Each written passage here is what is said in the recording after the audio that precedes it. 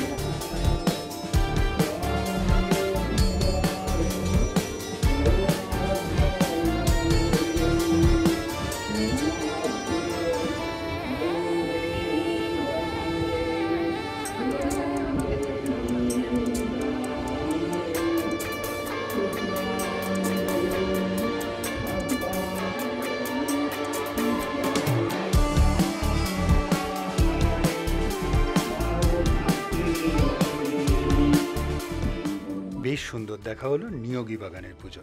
আপনাদের কেমন লাগলো অবশ্যই জানাবেন, কমেন্টস করবেন, আর অবশ্যই ভালো থাকবেন। দেখা হচ্ছে একটা নতুন ভিডিওতে কালকে আবার।